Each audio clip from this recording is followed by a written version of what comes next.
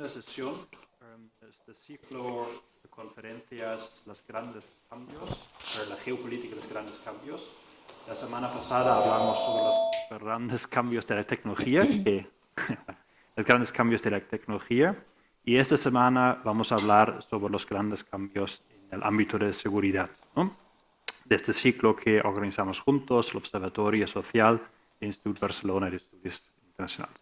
Me llamo Martín Flaskamp, soy lector, como se llama aquí en Cataluña, en el Instituto Barcelona de Estudios Internacionales y seré el moderador de esta conferencia. Pues el tema de la seguridad es desde luego un tema muy actual. Si pensamos en la agresión rusa hacia Ucrania, si pensamos en las tensiones en Asia entre China y Taiwán. Y parece que estos cambios geopolíticos, esta emergencia de nuevos poderes, trae cada vez más tensiones en este ámbito. Entonces, hoy queremos hablar un poco sobre esto, por un lado obviamente sobre la guerra en Ucrania, pero también por otro lado más general sobre esos cambios a nivel global. Y tenemos aquí un panel con 4 ponentes muy interesantes que van a mirar este tema de perspectivas diferentes. Voy a empezar desde la izquierda a la derecha. Empezamos con Angela Kane. Angela Kane es asesora principal del Nuclear Threat Initiative. Antes trabajó por 35 años en las Naciones Unidas en diferentes funciones. Por ejemplo, sus últimas funciones consejera en el ámbito de desarme. En esta función también participó en las negociaciones con Siria después del ataque de armas químicas en 2013. Y luego entonces asumió el cargo de Non-Distinguished Fellow en la Nuclear Threat Initiative, ayudando en este trabajo muy importante a reducir el peligro de armas de destrucción masiva en el mundo. Bueno, muchas gracias por estar con nosotros. Gracias, Eva. A su lado es Adam Holesch. Adam Holesch es profesor asociado en el Instituto Barcelona de Estudios Internacionales en la Universitat Pompeu Fabra. Adam ha trabajado mucho sobre temas del centro de Europa, del este de Europa, también sobre la Unión Europea y esas dinámicas en esta región. A su lado es la consejera general de la República de Polonia, Ilona Radunska. Ella asumió este cargo en noviembre de 2022 aquí en Barcelona, pero no es la primera vez que está aquí. Incluso estudió aquí en España, en Madrid, en la Complutense y en la Escuela Diplomática. Luego su trabajo lo lleva a muchos lugares del mundo, a Sydney, a Lima, a Vancouver, a Toronto, con una breve estancia aquí también en Barcelona. Y pues ahora está aquí en su función como consejero general de Polonia. Y aquí a mi lado es la profesora Esther Barbé. Profesora Esther Barbé es catedrática de Relaciones Internacionales en la Universidad Autónoma de Barcelona y también es investigadora asociada senior en el IBE. Profesora Barbé ha trabajado mucho sobre política exterior de la Unión Europea y también en general sobre temas de relaciones internacionales, sobre la contestación de normas en el ámbito internacional y también sobre la política exterior de España. Bueno, muchas gracias a todos los ponentes por estar aquí. Y bueno, voy a empezar directamente, tenemos poco tiempo y muchas preguntas. Entonces, mi primera pregunta va sobre el tema de Ucrania, justamente. Si ponemos este título, la geopolítica de la seguridad, la primera cosa que nos ocurre ahora es justamente este conflicto.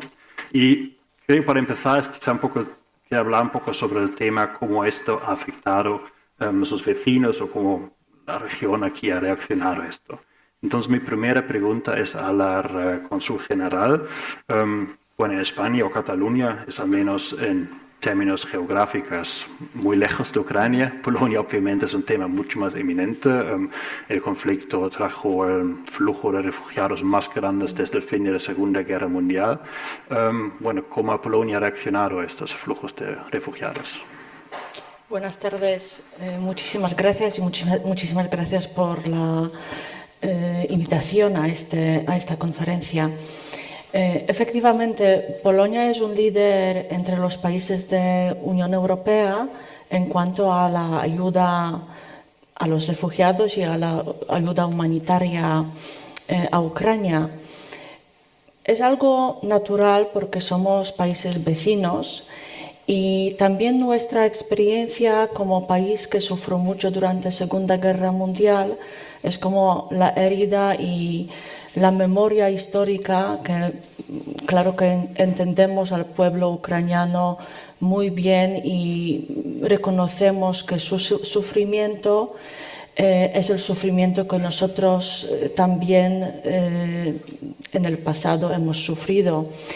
Me parece que también entendemos que esta guerra no es la guerra local. Polonia y España pueden estar en dos lados del continente europeo, pero me parece que nos une a todos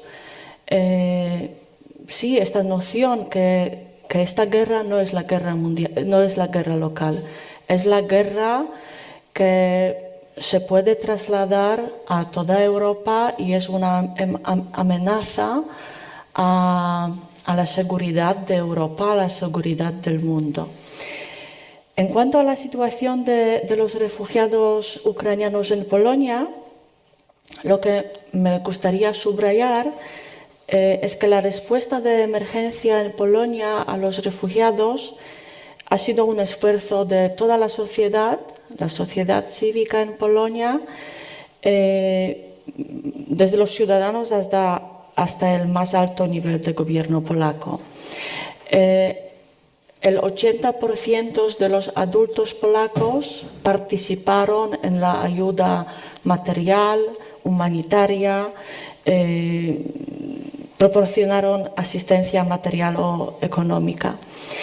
El 12 de marzo de 2022, así que 3 semanas desde que la guerra de gran escala empezó, en Polonia se introdujo la ley sobre la asistencia para los ciudadanos ucranianos que cruzaron la frontera con Polonia, y bajo de esta ley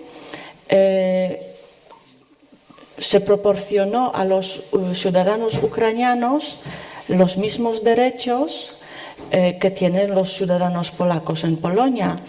1.500.000 de los refugiados ucranianos obtuvieron el número de identificación que se llama PESEL en Polonia, y esto les ayudó a beneficiar de toda la ayuda social. En Polonia pueden tener trabajo legal en Polonia, pueden desde luego estar en Polonia de forma legal. Los niños pueden beneficiarse del sistema educativo en Polonia. Ahora Polonia es casa para 3 millones, más que 3 millones de los ciudadanos ucranianos, y de esta cifra 1.500.000 son refugiados que vinieron a Polonia y se quedaron en Polonia desde el 24 de febrero del año pasado, cuando empezó la guerra de gran escala. Pero es muy importante subrayar que desde febrero del año pasado más que 11 millones de personas cruzaron la frontera desde Ucrania a Polonia. Esto muestra el esfuerzo de la Guardia Fronteriza polaca, porque claro que era un gran esfuerzo. En las primeras semanas de guerra, pues cada día cruzaron como 100.000 personas. Claro, no todos se quedaron en Polonia, muchos ciudadanos ucranianos regresaron a Ucrania, pero los que se quedaron, que como he dicho es más que 1.500.000, pues sí que tienen los mismos derechos que los ciudadanos polacos. Y Lo que también es importante y que a mí me gustaría subrayar es que en Polonia no hubo campos de refugiados. La mayoría de esta cifra de las personas que se trasladaron a Polonia, a los refugiados ucranianos, encontraron alojamiento en las casas particulares, en las casas de los polacos que les acogieron. Obviamente también se organizó la ayuda en los centros de acogimiento colectivo, pero ahora solo unos 80.000 personas viven en este alojamiento, en estos centros de alojamiento colectivos, digamos. La mayoría viven en las casas particulares. Me parece que esto muestra un esfuerzo de la sociedad polaca, claro, también el esfuerzo del gobierno y de las autoridades polacas, pero es muy, muy interesante que era este esfuerzo, la movida de la sociedad polaca. Y bueno, quizás luego puedo hablar más del tema. Vale, gracias. Bueno, vamos al otro lado de Europa, a España. Profesor Babé, ¿cómo reaccionó España al comienzo de este conflicto, de esta guerra? Bona tarda. Gràcies a tothom per estar aquí, gràcies als organitzadors, que sé que tant l'Adam Holesch com el Martin Blascam són força responsables d'aquesta conferència, y gràcies a l'IBEI, com sempre. Mi intervención va a ser en castellano, puesto que son castellano e inglés las dos lenguas en las cuales vamos a tener hoy la conferencia. Un poco la pregunta de cómo ha reaccionado España, y quizás un poco la pregunta que incluso se me planteó inicialmente, en qué medida ha cambiado o si ha cambiado alguna cosa en la política española en materia de seguridad, por ejemplo, en materia de política exterior. Antes del conflicto, esto tiene que ser muy telegráfico lo que voy a decir, antes del conflicto España tenía un perfil en materia de seguridad que todos conocemos bastante bien. España es un socio de la OTAN. España es un país que desde el año 1999 está plenamente integrado en la estructura militar de la OTAN, por lo tanto es un socio al 100%, y al mismo tiempo España es un miembro de la Unión Europea, y dentro de la Unión Europea España siempre ha tenido un perfil desde el momento en que se incorporó en 1986 a la comunidad, de un país que en materia de seguridad, digamos que en la Unión Europea, lo que voy a decir es muy general, pero hay una cierta fractura o división entre países que han tenido una tendencia a ser más próximos a Estados Unidos, ser más atlantistas, y países con una voluntad de que en Europa existieran, llamémoslo así, capacidades o mecanismos de seguridad que le permitieran a Europa tener una cierta autonomía. España había estado en este segundo bloque si exceptuamos la época de la aznarización. Aznar es la excepción por excelencia. ¿Cómo ha cambiado eso la guerra? ¿Lo ha cambiado de alguna manera? Yo diría que no ha cambiado especialmente nada la guerra, es decir, el inicio, la agresión rusa sobre Ucrania. No ha cambiado aquello en lo cual España... A ver, sí que ha cambiado una cosa. Lo que acabo de decir había hecho que España se convirtiera sobre todo en un país que había reconvertido sus fuerzas armadas, ligadas a una historia y a un pasado, digamos, de difícil asumir por la sociedad, se había reconvertido en lo que algunos han llamado un ejército posmoderno. Es decir, un ejército que sobre todo se iba a dedicar a participar en operaciones internacionales, bien fueran bajo bandera de la Unión Europea, bajo bandera de la OTAN o bajo bandera de Naciones Unidas.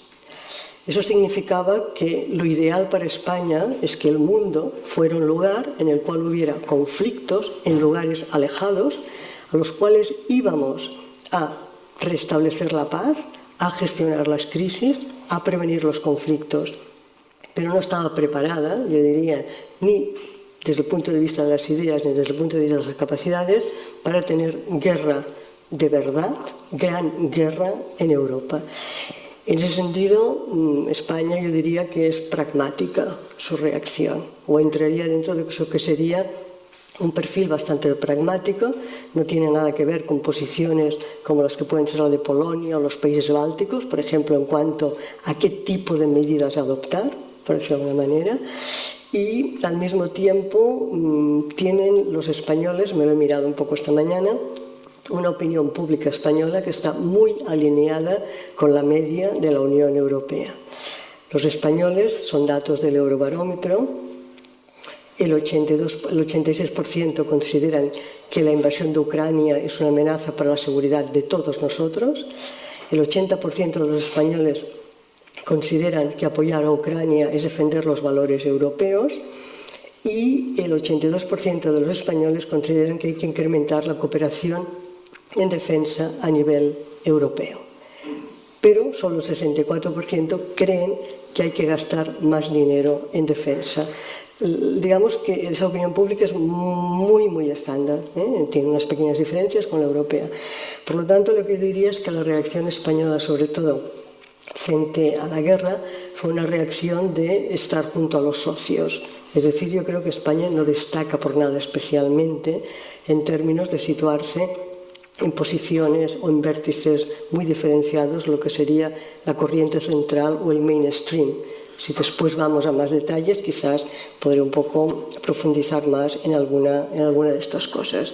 Es decir, que si puedo ponerlo en plan periodístico, España quiere ser un socio fiable en momentos de guerra en Europa o en momentos en los cuales se percibe la guerra en Europa como no se había percibido desde la Segunda Guerra Mundial. Bueno, gracias. Bueno, vamos entonces al espacio en medio. Adam, ¿cómo han reaccionado muchos otros Estados miembros de la Unión Europea en general a este reto?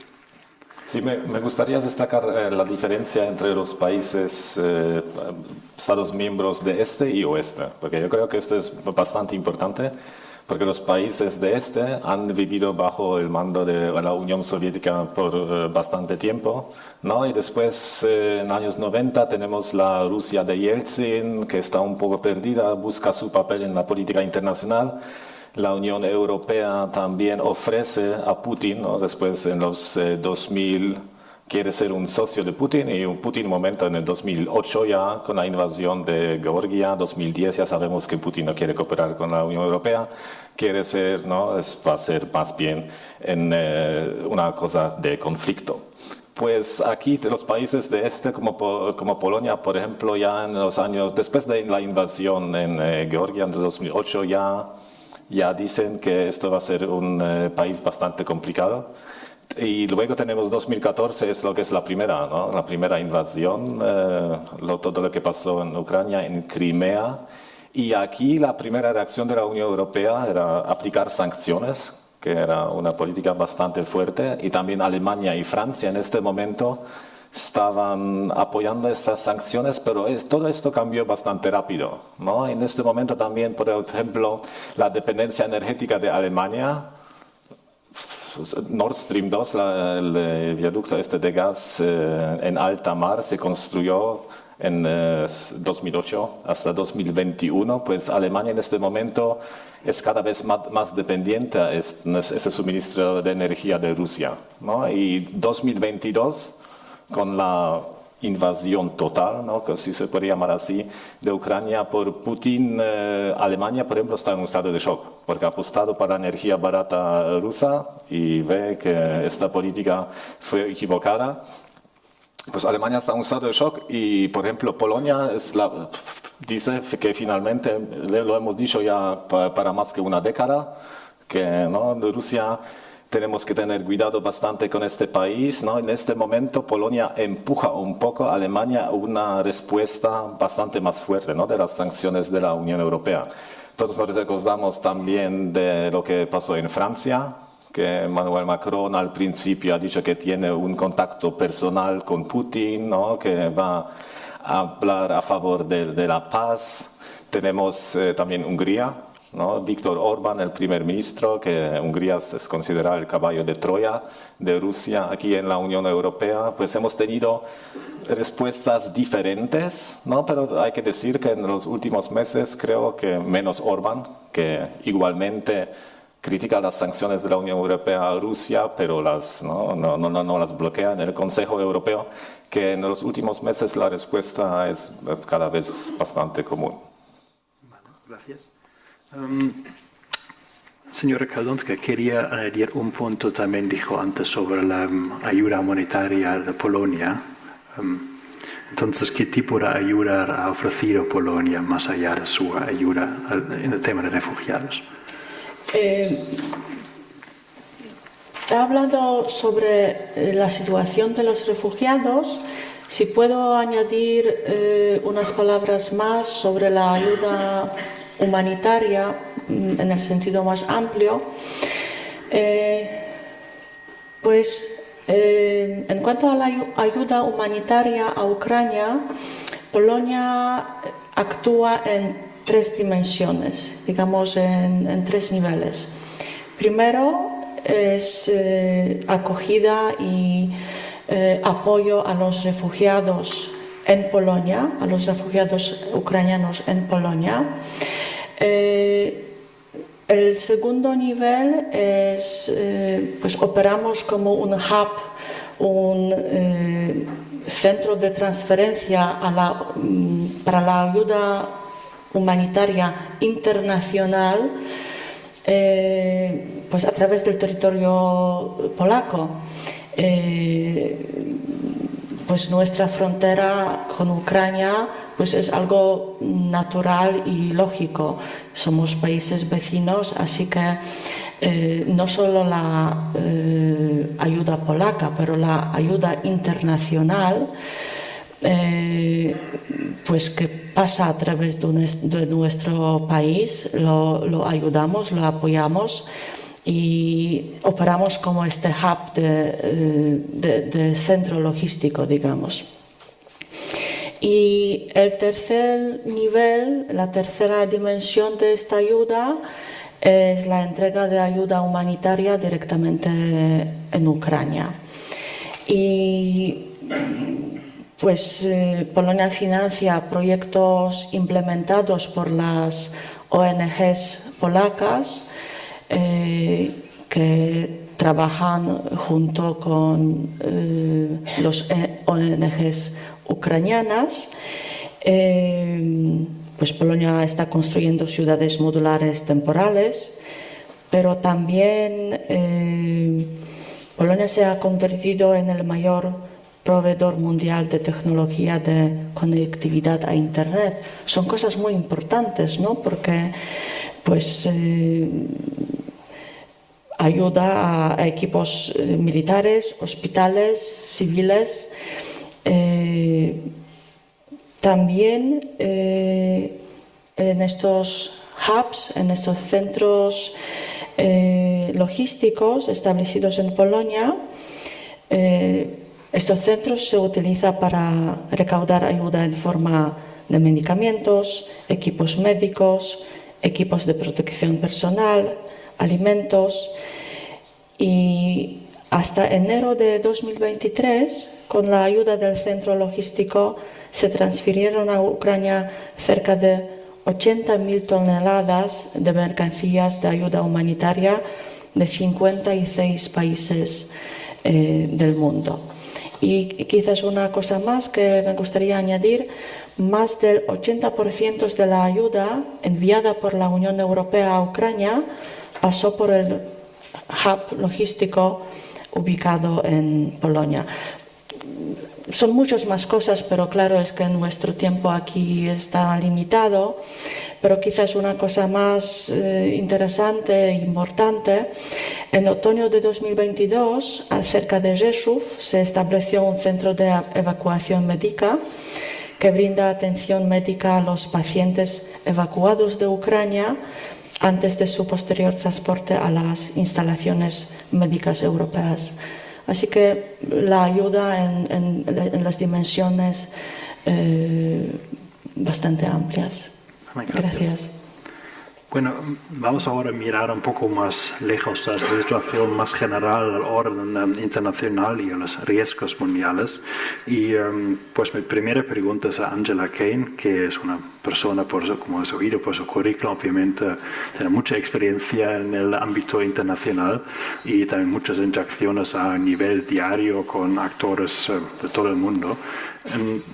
Que, en su opinión, también un poco en base a sus experiencias personales, ¿cómo ha esta invasión rusa cambiado la interacción con Rusia en los foros en que usted se mueve? Gracias, Martín. Y primero yo quiero decir gracias por haberme invitado. Y yo voy a continuar en inglés porque me falta un poco el español para decirle todos los temas políticos, especialmente. I think that the situation has tremendously changed. It was interesting because Adam already mentioned the Crimea takeover, occupation of Crimea, and that response was relatively muted. And basically, like 3 months later, you didn't hear anything anymore about it. And let me go back to this for a little bit. Is it working? No. And let me go back to this a little bit because it's not working. No funciona.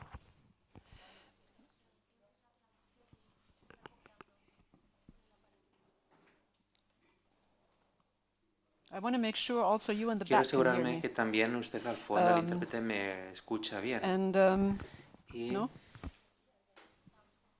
It's working? Funciona, sí. Okay. Funciona muy bien.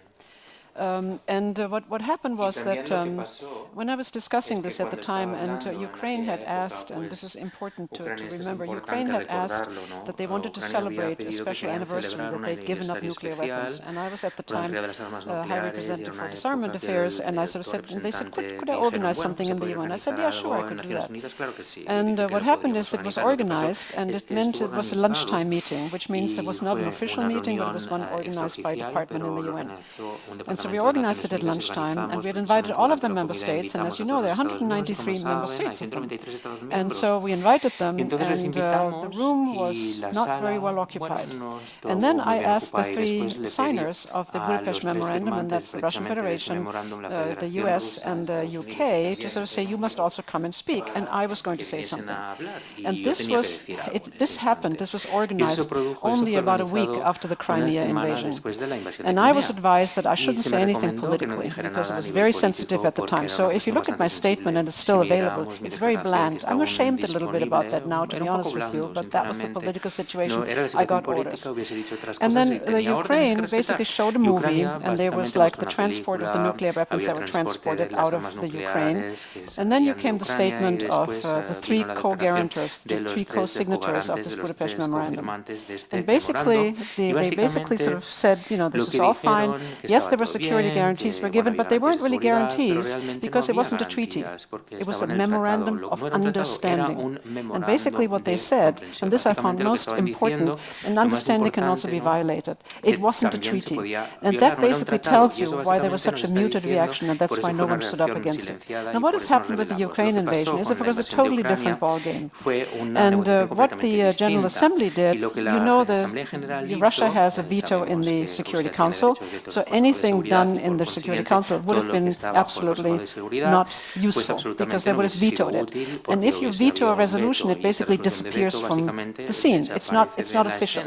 So the General Assembly has a mechanism that in a case where the Security Council is not able to act, they can call it and they basically can say, we pass a resolution. And if you get a 2/3 majority, then that resolution passes. But it isn't as binding, let's say, as the Security Council. It isn't as powerful as the Security Council. Now, as I mentioned, the General Assembly has 193 member states. And I don't know if you remember how many states voted in favor of that resolution which condemned the invasion of the Russian Federation into Ukraine. Yes, you know? Sí, ¿lo saben?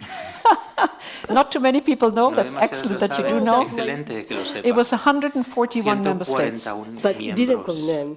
It deplored. No I'm sorry? condenaron. It didn't condemn. No It wasn't a condenaron. condemnation. They No hubo una deplored. condena. I remember because there was this, They deplored this Russia's debate invasion. about They using the words. deplored it and demanded a full withdrawal.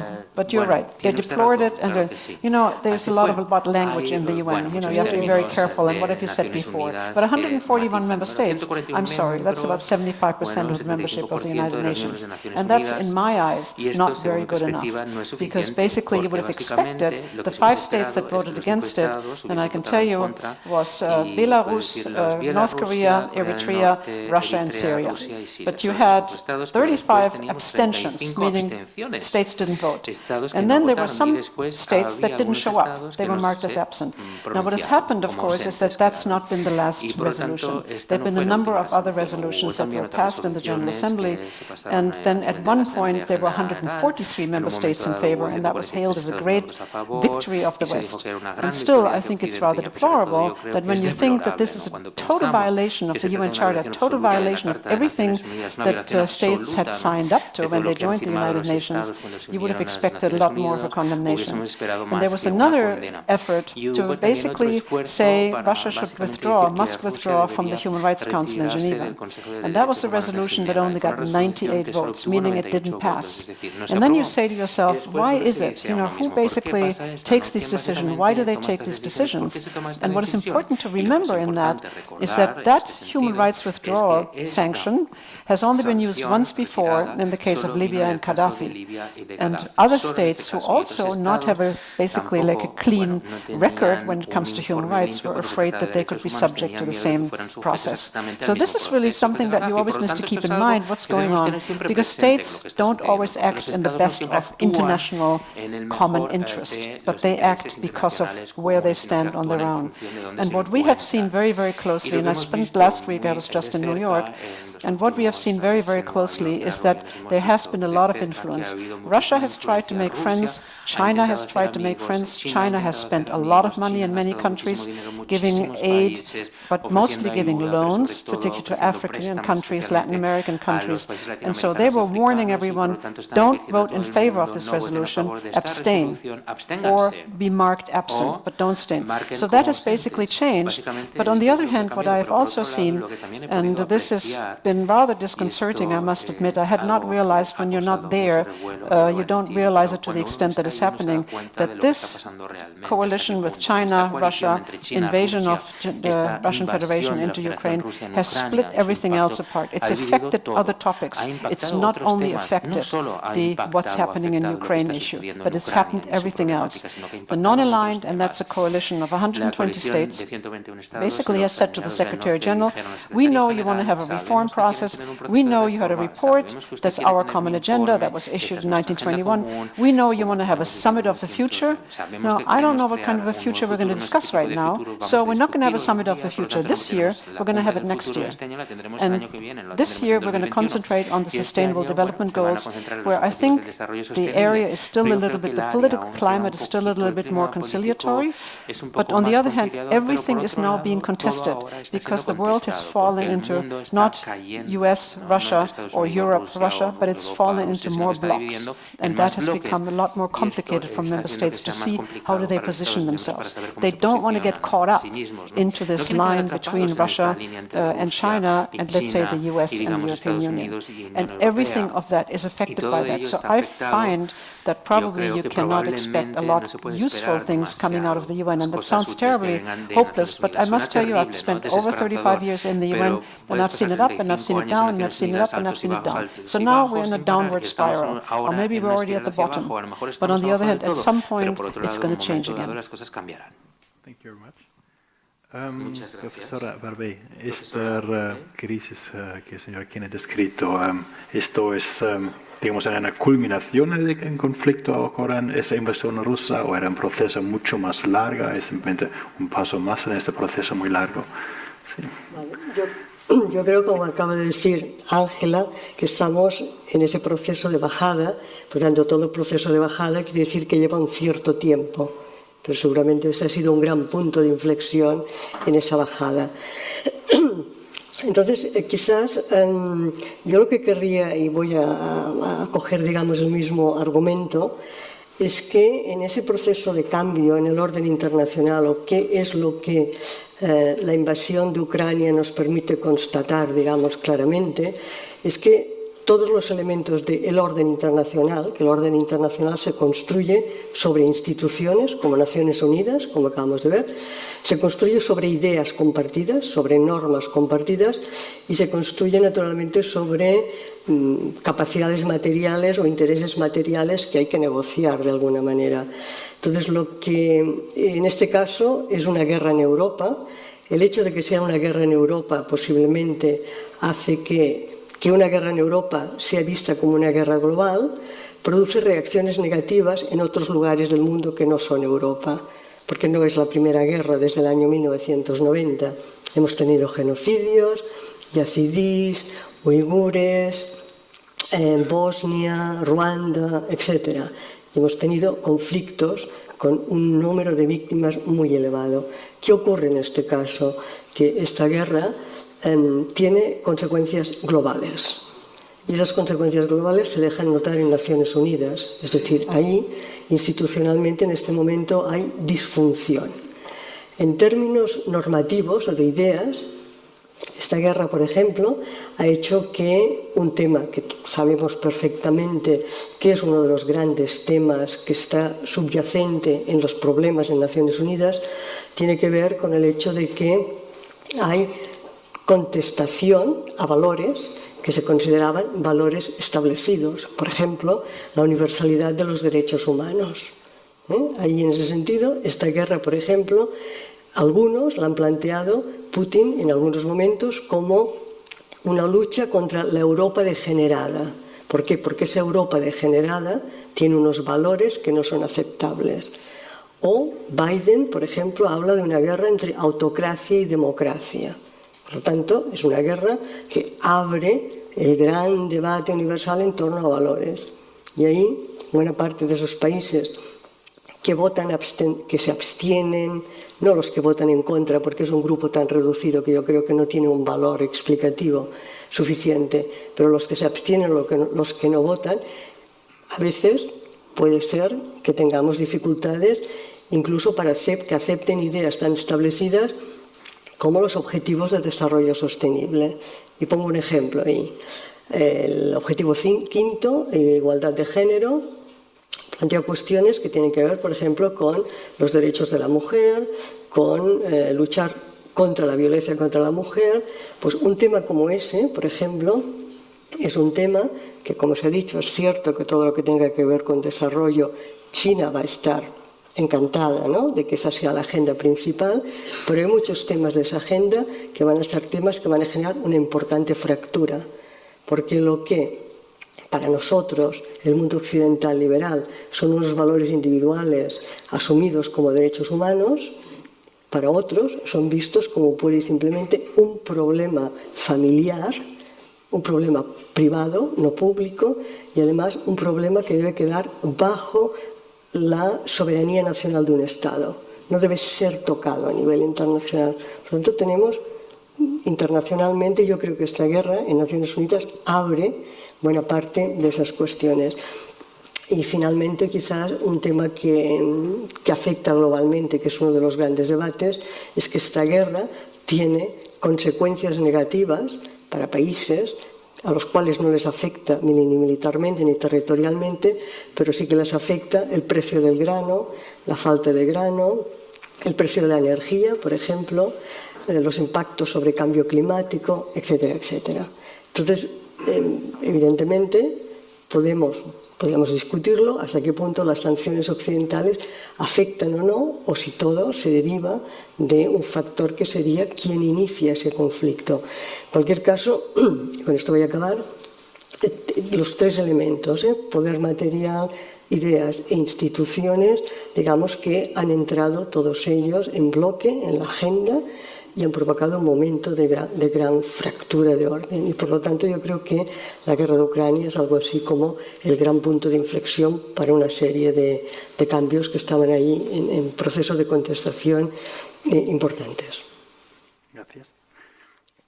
Usted mencionó en su contribución ya que ahora mismo este impacto de la invasión rusa realmente se notó mucho en las instituciones.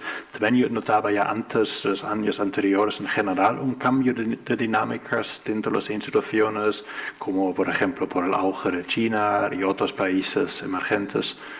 ¿Cómo se manifestó esto entre las instituciones multilaterales? I think Esther has already spoken a little bit about how it affected, but I think what we also have to look at, how did it develop? How did it come about? How did it turn out so badly? And you mentioned that I had 15 jobs in the UN. Most of them were political, some of them were managerial, but I was twice in disarmament. And the first time I was in disarmament was in the time of the Soviet Union, second half of the 80s. That was when Reagan called the Soviet Union the evil empire.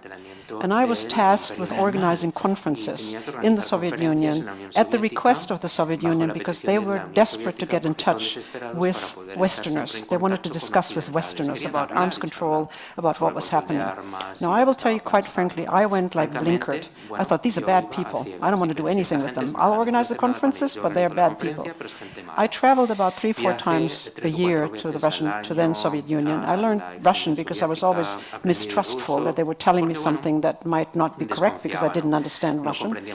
And I actually became friends with many of them because I found out people are people. And if they deal with you correctly, they deal with you. Now, that does not mean that I want to apologize for anything at all, what's happening right now in the Russian Federation.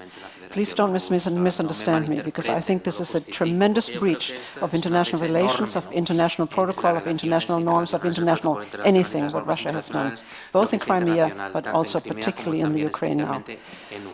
But what I look back at is that when the Soviet Union broke apart, Moscow, and I call Moscow now as the capital, of course, of the whole Soviet Union, lost tremendous power.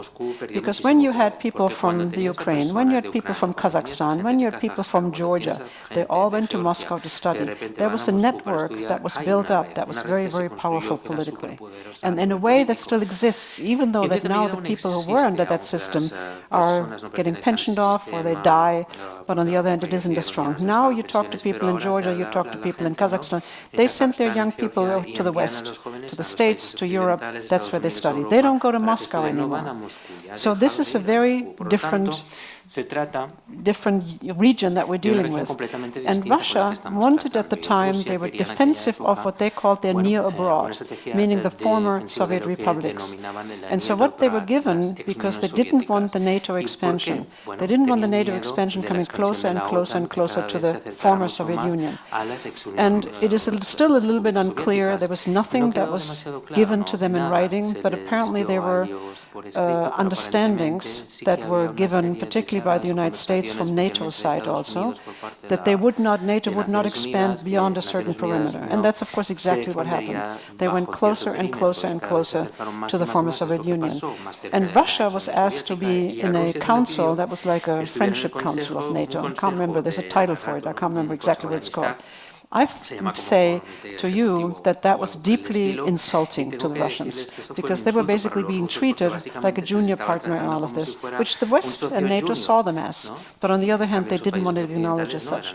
So at one point, when they felt that their image or their reputation was being trampled on, I think that's led to this build-up, particularly also because it's not like any democracy where government changes every 4 years or 8 years, because Putin has been in power. I mean, the young people who are in their 20s now, they're all, the only leader they've known is Putin, and he will be there for X number of years longer. And that brings me to another aspect, that if you think about it, and Esther spoke about this briefly, you have about half of the countries in the world now are democracies. The rest of them are either authoritarian or they are, even worse. So you don't have the values that we hold in Europe, the values that are a little bit wobbly in the United States because of the tremendous disarray between, the tremendous differences between the Republicans and the Democrats. You have basically very different views as to how a country should be run, what liberties, what freedoms the people should enjoy, what human rights they should enjoy. And that has also come along on the European and the US side with an expectation that countries would turn to the better, meaning the countries would turn to more democratic institutions, more enjoyment of human rights, more education, rights for women, etc., etc. And I give you one example which I found very enlightening in a way. The United States argued very, very strongly to admit China into the World Trade Organization, which sits in Geneva. And the World Trade Organization, if you want to be admitted to it, you have to subscribe to their values, including free trade, intellectual property rights, etc., a whole slew of them. That was not requested of China. They basically argued we need time to do that. Well, until now, and this is a good number of years ago now that they joined, they still haven't done that. So our expectations, I think we always expect the best of countries, and we always expect the best of the leaders to do that, has not really come true. And that is something that I think we have to come to understand, that it isn't our way of life, but our way of life, I think, is under siege and is threatened a bit. And that is something that I think makes people very insecure. Where are we going with this? And I agree that it is a European war. I always believed that Russia wanted to be part of the European Union, or not the European Union as an entity, but wanted to be part of Europe. You have seen exactly the opposite. Russia has totally oriented itself towards China. They have military alliance with China, they have basically political alliance with China, not with the West. And so that is something that has happened over the last couple of years, and that's also been reflected, as I mentioned before, in the United Nations, because all of a sudden you have a very unstable world. You don't have the United States as a unipolar superpower, but you all of a sudden have an unstable system. You have China, which is at the same level, basically, as the United States, and so it's an unstable system now. So where do you orient yourself? And that doesn't mean only us, but the rest of the other countries. Where do they orient themselves? Thank you very much. Profesor Babé, bueno, ya hemos hablado sobre China un poco, y si hablamos sobre seguridad internacional, obviamente también tenemos que hablar sobre China. De hecho, esta requiere ahora pío Estados Unidos un poco por sorpresa, casi se podría decir, como el discurso en la comunidad de seguridad estadounidense era China es la gran amenaza, tenemos que orientarnos militarmente a China, esa es la prioridad, y ahora de repente un poco el pasado casi ha vuelto con esta guerra. ¿Dónde ve China ahora mismo, cómo describiría el papel de China en este conflicto en concreto, en general como actor internacional ahora mismo? Porque es también un conflicto. China cada vez más parece tomar un papel prominente en el conflicto europeo, que es bastante inaudito, ¿no? Hasta ahora. A ver, quizás la relación de China con Estados Unidos, la manera más sencilla de entrada de definirla sería la relación entre una potencia en declive y una potencia emergente. Por lo tanto, es alguien que viene a ocupar un espacio de poder que previamente ha estado ocupado por otro. Ángel ha utilizado el término del mundo unipolar, que era, digamos, ese mundo que surgió de la Guerra Fría, en el cual era evidente que en términos económicos, tampoco digo el único, tenía la Unión Europea, había otros países, pero en términos económicos, pero sobre todo en términos militares, era algo así como una hiperpotencia. Frente a eso, China, bueno, todos lo sabemos perfectamente, que es en términos de historia económica no es un caso único, ¿no? Ha pasado de 1990, no llegaba ni al 2% del PIB mundial, y si no recuerdo mal, pues hace un par de años estaba sobre el 17% del PIB mundial. Estamos en ese gran debate de en qué momento va a sobrepasar a Estados Unidos, ¿no? 2035, 2050, 2000, etcétera, etcétera. Allí hay mucho debate y hay muchos pronósticos muy diversos. Algunos dicen que no va a llegar a superar a Estados Unidos. En cualquier caso, lo que es cierto es que la situación es la situación entre alguien que quiere mantener su posición, pero es una potencia en declive, y alguien que quiere conseguir tener un espacio de poder a nivel internacional. China ha cambiado su política, si se puede decir así. Yo diría que hace un momento se ha hablado de la Organización Mundial del Comercio, y seguramente para China eso significaba prosperidad. Y entonces yo diría, haciendo como tres frases muy sencillas, en estos momentos es muy posible que la China de Xi Jinping esté prefiriendo seguridad frente a prosperidad, esté prefiriendo autonomía frente a interdependencia, y la interdependencia de la Organización Mundial del Comercio era básica para dar el salto que se ha dado, y prefiere ser un líder o tener estatus internacional frente al perfil de país abstencionista que tenía a principios del siglo XXI, que en el Consejo de Seguridad se abstenía muchas veces, fundamentalmente, y uno para encontrar un veto de China tenía que buscarlo aquello, digamos, con lupa, ¿no? Entonces, la pregunta es, con lo que acabo de decir, ¿cuál sería seguramente, ¿no?, el escenario en términos de seguridad donde el cambio chino es más relevante? Y seguramente yo diría es en el ámbito regional. China tiene objetivos de seguridad, objetivos militares y objetivos territoriales. Obviamente, Taiwán es uno de esos objetivos, por definición. Hay toda una política en torno a, estamos hablando de un solo país, que es China, por lo tanto, diríamos que legalmente desearíamos recuperar ese territorio que es nuestro.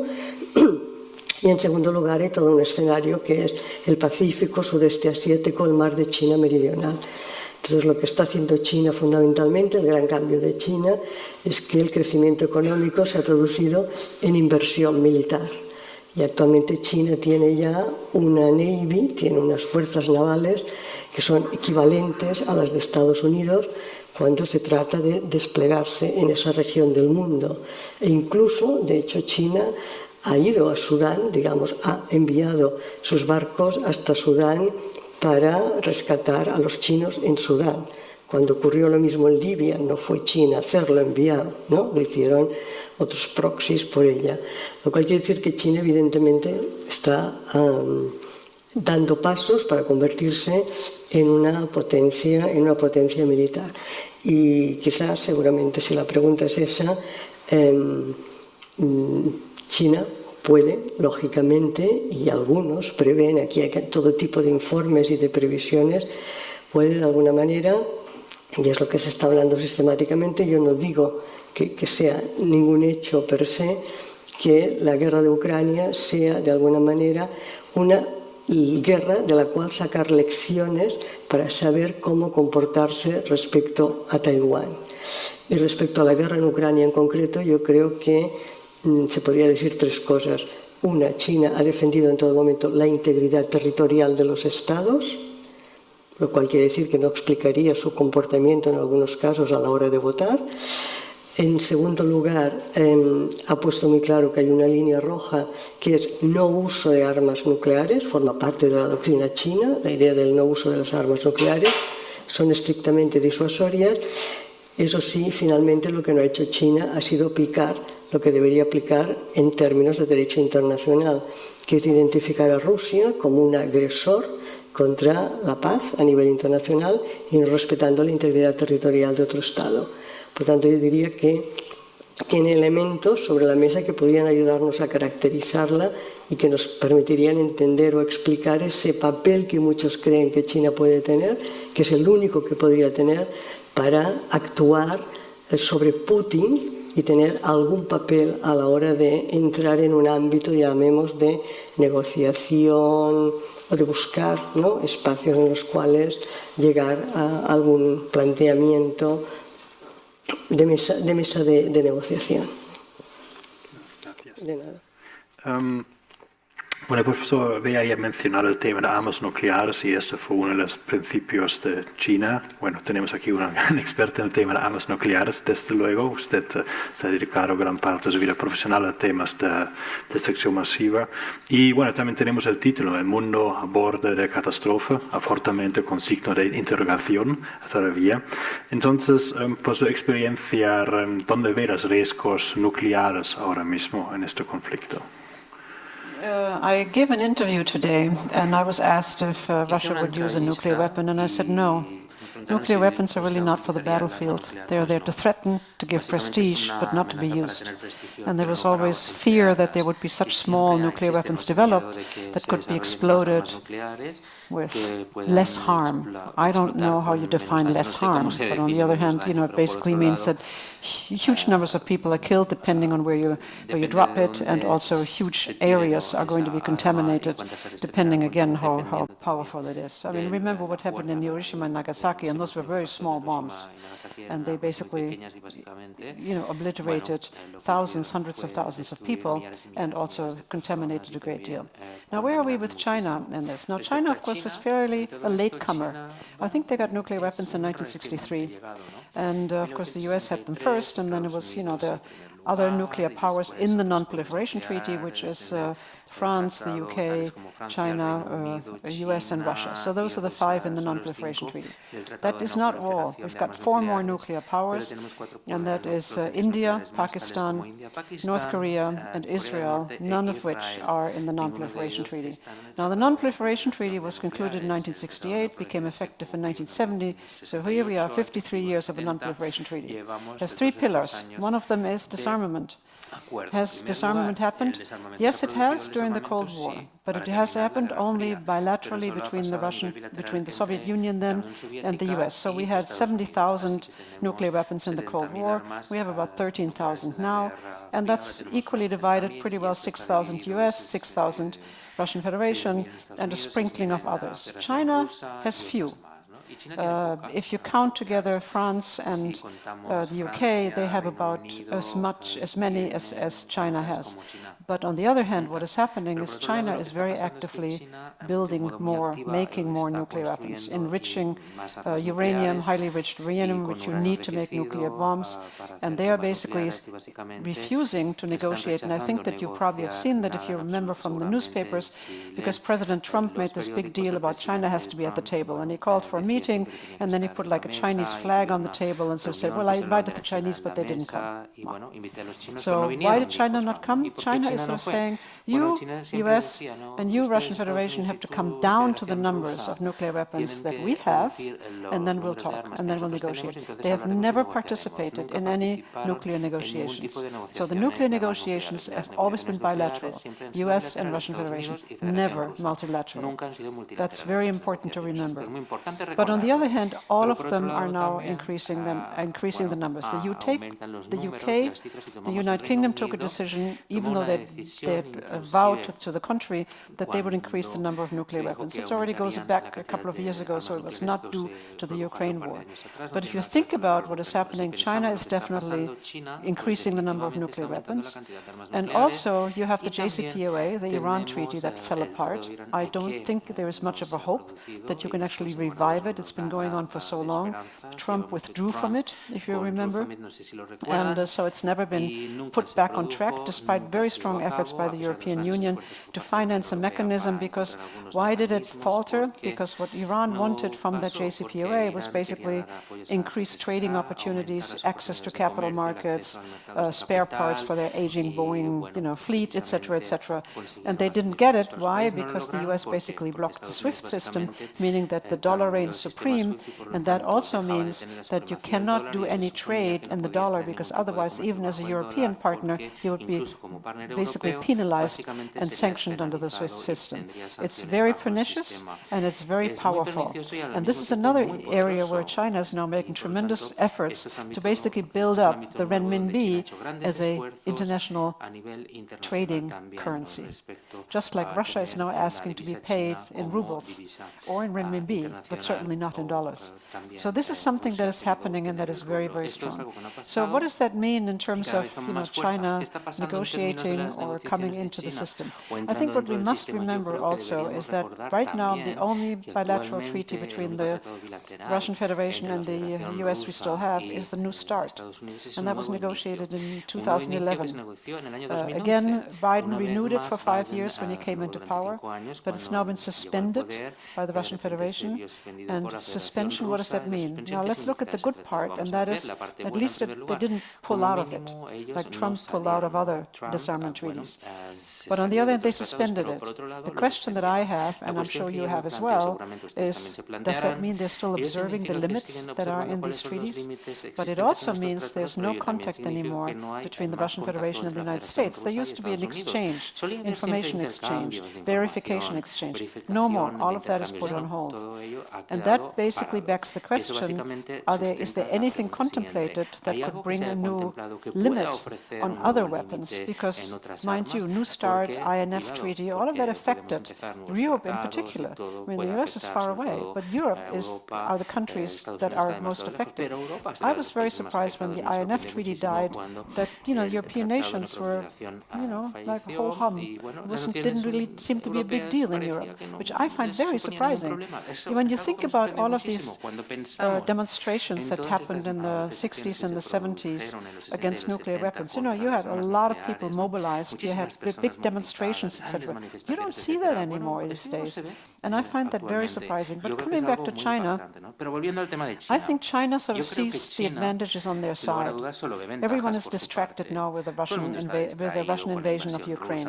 And that means the US is distracted, Europe is distracted. So they're basically going to build up the military arsenal. And their military budgets have grown for something like 30 years. Now military budgets top $2.2 trillion for the first time. That is an amazing sum. Now, it's not like we don't buy any more hardware, military hardware, and it's all going to go to development. That's too easy an equation, and it doesn't work that way.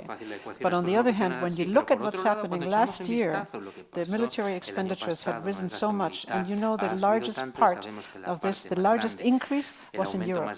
30% more military hardware was bought. So that is an incredible amount. And Russia is also arming. And they are increasing their expenditures. Now, what are they needed for? And you asked the question, what's happening with China? When you see, and I talked about the unipolarity of the United States, the United States has a lot of bases, military bases around the world. Think of them, Japan, Guam, and all kinds of places. China is actively acquiring nuclear bases.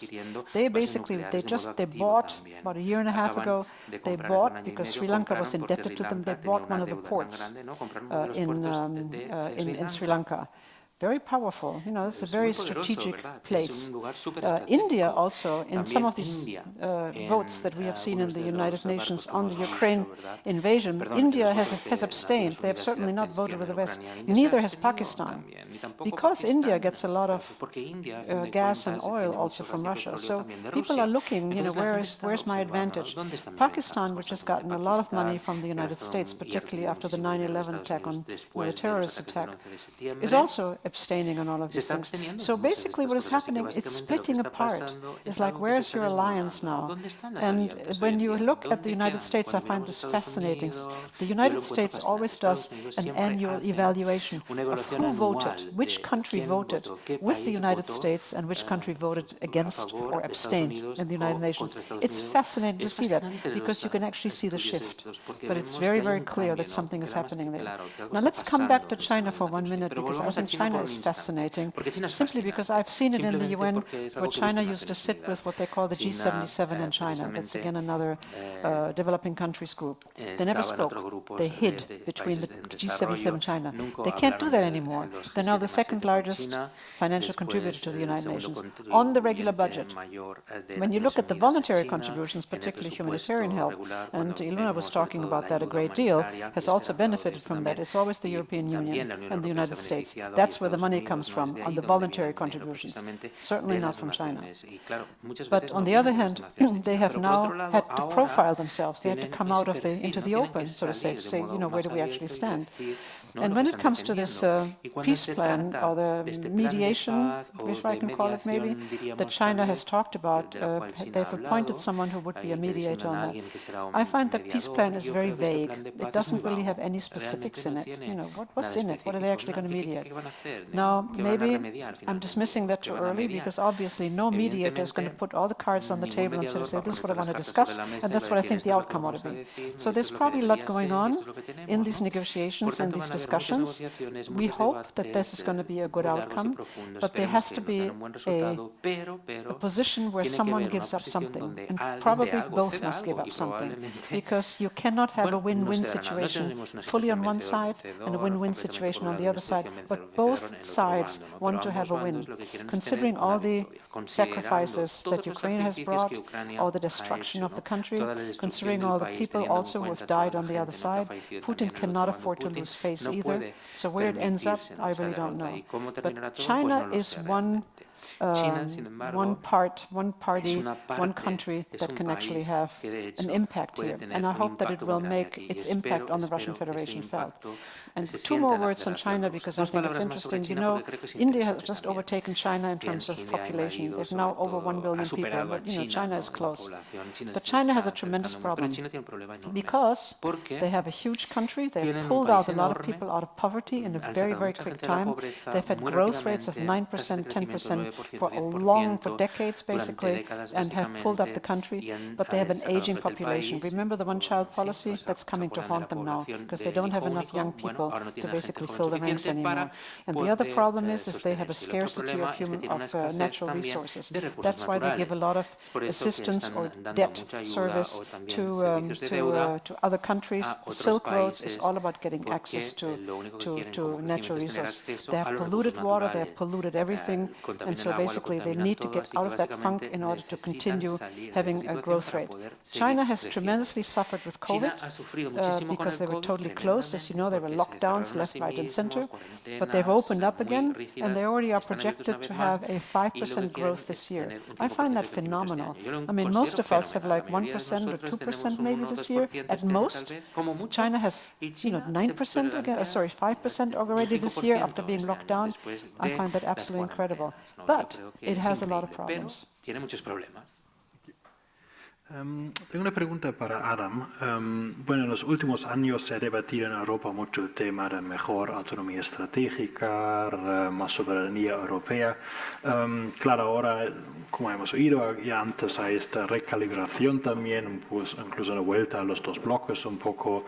¿Hasta qué nivel eso también ha influido los debates en Europa? Como siempre, como el profesor Babé explicar, históricamente había un bloque más que quería poner más énfasis en la OTAN como el garantizador de seguridad en Europa. Otros países, otros partidos políticos veían el futuro más en estructuras europeas. ¿Cómo se ha recalibrado ahora? ¿Dónde está el futuro de la seguridad europea? Yo creo que el futuro de la Unión Europea está con la OTAN. Que la OTAN y sobre todo los Estados Unidos nos han ofrecido a la Unión Europea una protección que nos ha ayudado también a gastar en los gastos de defensa y gastarlo por otras cosas como el estado de bienestar. Y ahora mismo creo que la OTAN va a ser la solución. También al mismo tiempo este apoyo militar de los Estados Unidos ha ayudado a desarrollar un tipo de pacifismo en la Unión Europea que creo que es único en el mundo. Por ejemplo, ahora mismo la Unión Europea no está preparada para la guerra. Se habla mucho sobre el papel, por ejemplo, de Alemania, pero Alemania está en este momento un poco perdida y no sabe en qué dirección moverse, ¿no? Porque hay debates sobre la guerra en Alemania, pero también hay debates sobre Alemania, ¿no? Y el papel de Alemania después de la Segunda Guerra Mundial, Alemania ha conducido, ¿no?, 2 guerras casi contra el mundo. Estaba bastante bajo el control de los aliados hasta el año 89.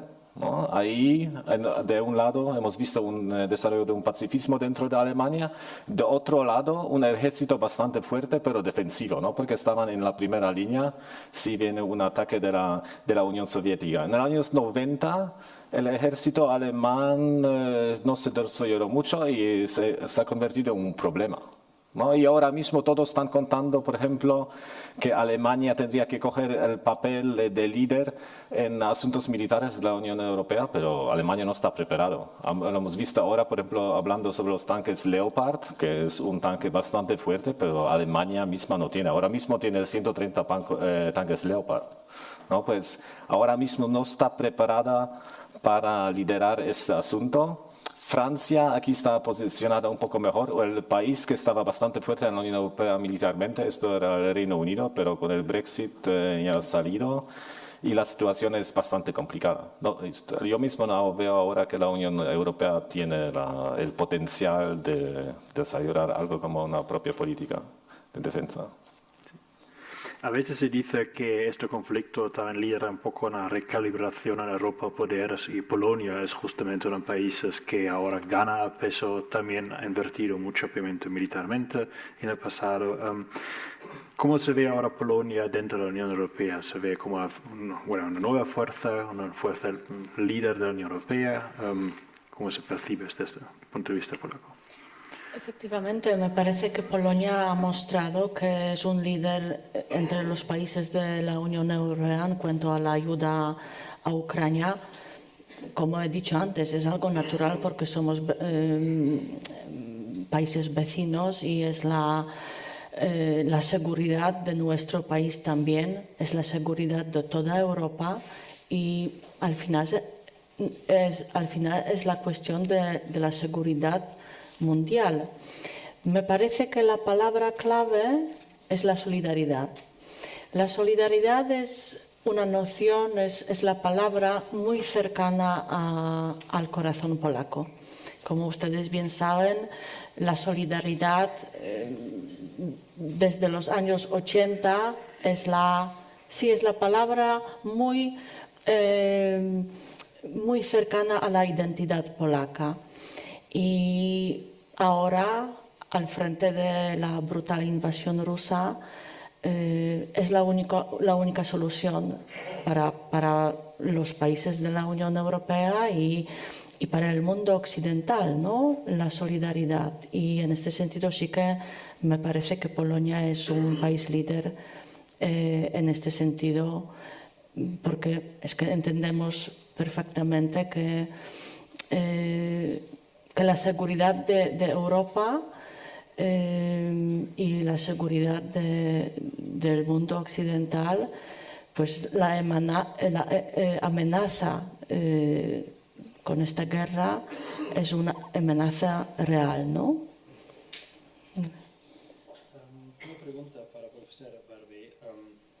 Más a nivel de debate de relaciones internacionales, un tema que se ha debatido un poco es la opinión de John Mearsheimer, que es un profesor muy conocido en el mundo de relaciones internacionales, y su argumento ya desde hace unos años fue básicamente que según las leyes de las relaciones internacionales, todo este conflicto ya se veía venir cuando un poder cada vez más avanza y pone a otro país en una situación que percibe como un peligro esencial para su seguridad, es casi lógico que a un punto va a reaccionar, como ha hecho Rusia en este caso.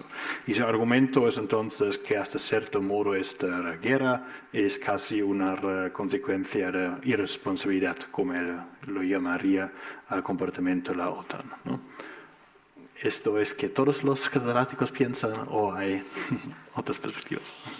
Bueno, a ver, John Mearsheimer es una persona muy polémica, es catedrático de Relaciones Internacionales en la Universidad de Chicago y, por ejemplo, a principios de los años 90, lo digo para ponerlo en contexto quizás, porque hay unas publicaciones de él que crearon mucha polémica en Estados Unidos, que luego comento, pero una de las cosas que recuerdo de él de principios de los años 90 tenía que ver, él siempre aplica, yo tengo mi marco teórico es, esto es una sociedad de estados, los estados viven en una situación de anarquía, es decir, nuestra seguridad depende de nosotros mismos, self-help, autoayuda, nadie nos va a ayudar. Por lo tanto, en esa sociedad de estados, las grandes potencias además quieren tener un papel diferente de liderazgo, etc. Y por lo tanto lo que las grandes potencias van a hacer sistemáticamente es aumentar sus capacidades militares o construir alianzas, porque de esa manera se van a sentir más seguros en términos de seguridad, porque siempre hay un dilema de seguridad. Hay otra gran potencia allí que es mi enemiga. Es decir, que la lógica de las grandes potencias es yo quiero ocupar más espacios, esa sería la lógica rusa, digamos, histórica, tradicional, ¿no? La expansión territorial como un elemento que crea toda la historia, ¿no? Pedro el Grande, Catrina la Grande, etcétera, etcétera. Y Estados Unidos, pues de alguna manera, seguramente su lógica post-Segunda Guerra Mundial puede ser identificada también en esos términos. Mearsheimer, cuando acabó la Guerra Fría, por ejemplo, una de las cosas que dijo era que lo que podíamos esperar, de la misma manera que dijo la política de la OTAN hará que Rusia reaccione, dijo que lo que podíamos esperar en Europa era que los alemanes se rearmaran nuclearmente, porque lo que iba a hacer Alemania, lógicamente, en Europa, convirtiéndose en una potencia mayor que las otras, que los franceses o que los británicos, más población, más riqueza, tendería ¿no?, racionalmente, según su lógica, a rearmarse para sentirse más segura. Entonces, digamos que Marsheimer actúa dentro de esa lógica. La mayor parte de nosotros diríamos Alemania, rearmarse, la Alemania unificada de los años 90. ¿Por qué? ¿Para qué? Vive dentro de un marco institucional en el cual hay confianza mutua, hay certidumbre, ganamos más estando en un marco regulado, etcétera, etcétera, que de la otra manera.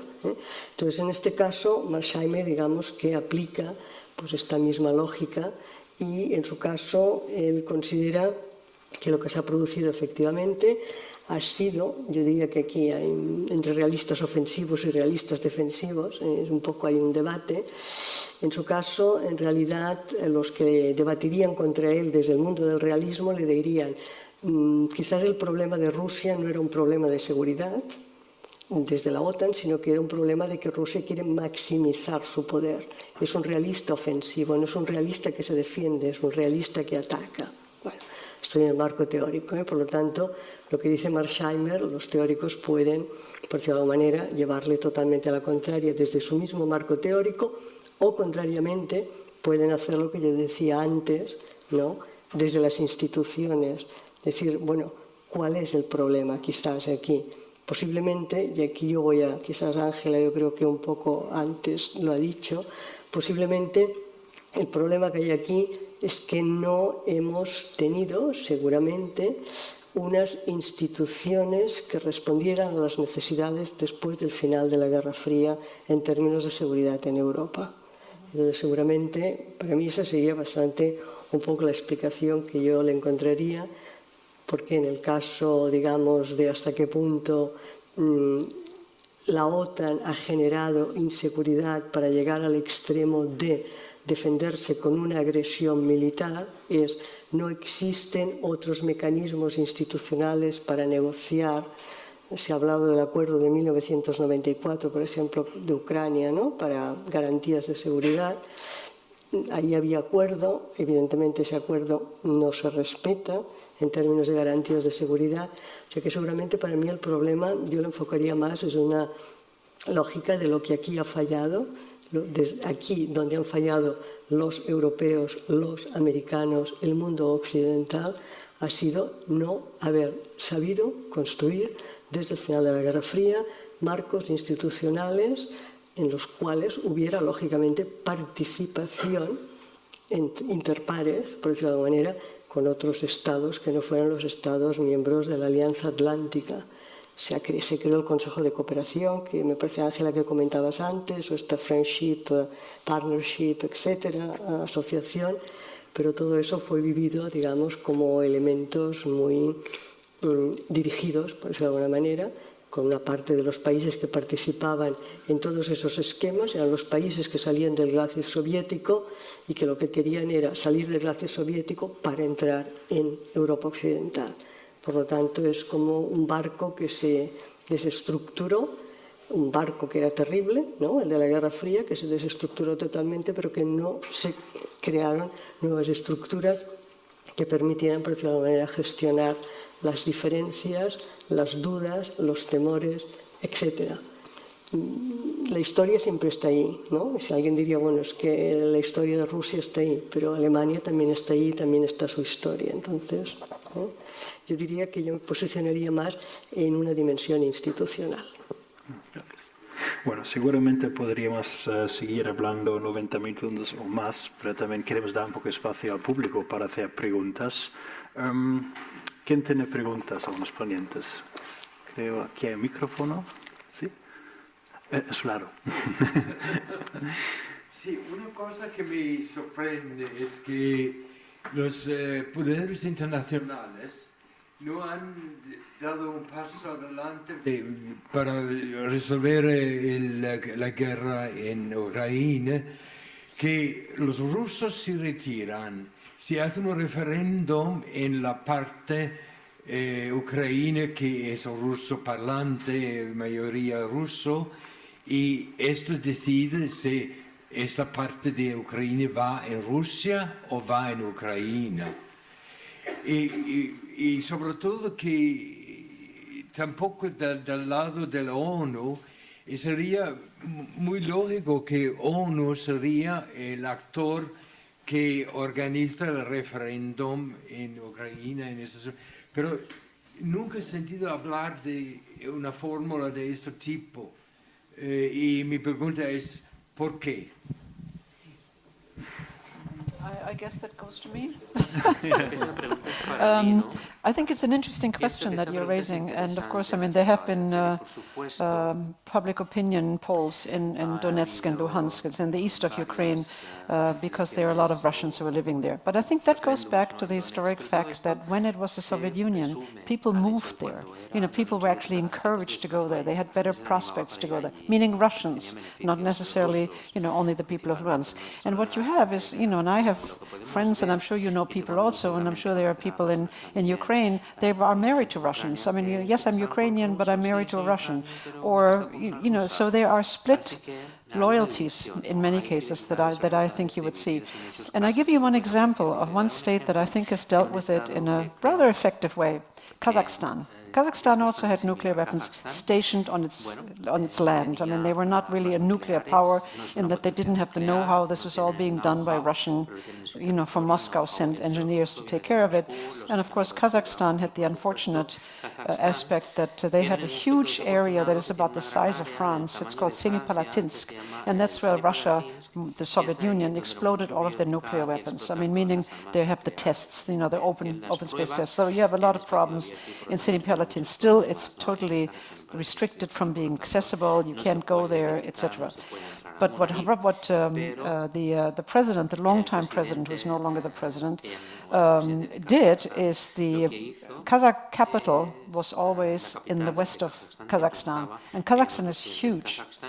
And so what he did, because the west of Kazakhstan had most of the Russian population there, meaning the population that was sent from Moscow. So he moved and created a new capital, and he called it Astana. And that is basically, I don't know, a 2-hour flight or something from the previous capital. And he did it because he wanted to emphasize the non-Russian aspect of Kazakhstan, that it was Kazakhstan and not Russia. And so that's why he moved the capital. And, you know, it's something that we have to realize, that the Soviet Union was one country. I mean, it had the republics, but it was one country. Just like you have republics in other areas, or you had governorates in other areas. But it was very special in the then Soviet Union. And so that's why it is easy. You have the same problem in Georgia. You have one province that is basically now taken over by Russia. And they have given people Russian passports so they could travel. And it has been, there was a UN mission there for many years, and Abkhazia it's called. And in Abkhazia, basically Abkhazia is no longer part of Georgia, but no one speaks about that anymore. But this happens, and this happened also in the eastern part of the Ukraine. So you have to deal with it somehow. Yes, it was Ukraine, but on the other hand, you have to find a way of actually addressing it, not only there, but you have to address it in Georgia. And there are a couple of these frozen conflicts, as I would call them. Think about Armenia and Azerbaijan. You know, there's Nagorno-Karabakh. So, you know, you don't necessarily have to have a war about it, but these conflicts or these separations or these situations can continue for decades, and they have. That's not very healthy, but it's just a fact. And no one knows really how to deal with that. You remember the OSCE had I don't know how many missions in the eastern part of Ukraine. You know, they had, what, 15 years? They had missions there to basically, a Minsk agreement to basically deal with the situation. They were never able to. Are there more questions? Sí, muchas gracias. Bueno, hay muchos aspectos que están tocando que son, desde mi punto de vista, muy interesantes. Me voy a centrar en uno que, al hilo de lo que comentó el profesor Holesch sobre Europa, voy a hacer una pequeñísima, muy corta reflexión y luego viene la pregunta, ¿no? Europa, como actor global en un contexto en el que estamos viendo pues, el fin de la bipolaridad, el crecimiento de China que casi ha alcanzado a los Estados Unidos a nivel económico, India que no sabemos, no se ha hablado mucho de India, pero bueno, estamos hablando de una Europa que en el año 50 va a suponer a lo mejor un 7%, 8% de la población mundial. Yo miro cómo se ha comportado la Unión Europea en las últimas crisis globales que hemos tenido y miro, por ejemplo, desde mi punto de vista, la del 2008, la crisis financiera en la cual creo que no hubo un comportamiento, desde mi punto de vista, adecuado, como hubo en otros lugares como Estados Unidos, pero eso ha sido muy distinto con el comportamiento que ha tenido Europa con el manejo de la pandemia y sobre todo con los fondos Next Generation ahora, y creo que esa es la línea que tiene que seguir Europa, ¿no? Entonces, al hilo del aspecto de la defensa, que es lo que usted ha comentado, ¿no? Estoy de acuerdo que la OTAN debe ser el paraguas y le daría la razón a un controvertido, por no utilizar otro término peor, presidente Trump, cuando acusó a Europa de no gastar suficiente dinero en defensa. Creo que ahí, creo que es la única cosa en la cual le doy la razón, ¿no? Pero creo que se debería hacer, y aquí viene la pregunta, ¿no debería la Unión Europea plantearse varios temas de futuro, como puede ser 5G, la inteligencia artificial, el cambio climático, las energías verdes, etcétera, etcétera, en la defensa? Un ejército europeo, cuando digo, ojo, un ejército europeo, no digo 27 ejércitos europeos con una descoordinación, sino un ejército europeo en el cual hubiera, pues, digamos, la Unión Europea que dijera, vamos a comprar, no, Francia no compres tantos aviones, España no compres tantos tanques, etcétera, etcétera. ¿Sería esto, desde su punto de vista, o es esto algo que la Unión Europea debería hacer? ¿Y hay posibilidad realísticamente de que esto sea así en un futuro, vamos a decir, de 10 o 20 o 25 años? Porque no creo que antes se pueda hacer algo así, pero ¿cómo ven esto? Okay, muchas gracias. Sí, estoy de acuerdo con todo, sobre todo con Donald Trump, que lo hemos criticado mucho. También, no sé si usted lo ha visto, pero hay un vídeo cuando dice que los alemanes tienen que subir los gastos de defensa y los alemanes de la UN se ríen. El ministro de Exteriores en este momento más se ríe y ahora este vídeo va un poco contra él. Las posibilidades, esta Ucrania es malísima para Ucrania, de esto no tenemos que hablar, pero creo que el más grande perdedor también es la Unión Europea, porque perdemos muchísimo, no es en el interés de la Unión Europea. Y si vemos las primeras reacciones, ¿qué pasó después de la invasión? Por ejemplo, Polonia ha invertido muchísimo en armas, pero comprando de Corea del Sur. ¿Okay? Los alemanes intentan ahora desarrollar también, pero pensando más en la empresa Rheinmetall. Los franceses también. No veo ahora mismo ninguna iniciativa para el armamento de la Unión Europea, que creo que es la cosa más importante porque hemos visto que no estamos preparados y todos los ejércitos, también el español, está, si se mira de verdad. Había una simulación antes, por ejemplo, en Polonia, cuando ha empezado la guerra, y en la simulación se enseñó que Polonia podría caer en 5 días. Que la Ucrania de verdad ha hecho un gran trabajo, ¿no?, de defenderse de la invasión rusa. Pues no estamos preparados y ahora mismo hay, claro, hay nuevas iniciativas de defensa, hay un nuevo presupuesto de 9.000 millones, ¿no?, que se va a gastar, pero eso es muy poco. Creo que quizás en el futuro, Next Generation es un buen momento, ¿no? Es el momento de Hamilton, la primera vez que la Unión Europea se endeuda junta. Necesitamos algún momento así, pero creo que todavía no estamos ahí. Veremos cómo se desarrolla la guerra. Bueno, ya es casi las 7:30 y tenemos que salir. Ya veo los técnicos mirando. Bueno, muchas gracias a todos los ponentes por sus respuestas muy interesantes. Espero también que a ustedes les haya gustado y la semana que viene tenemos otro evento. La semana que viene hablamos también sobre geopolíticas cambios, pero en este caso sobre la geopolítica de cambio climático y los recursos naturales. Muchas gracias por venir.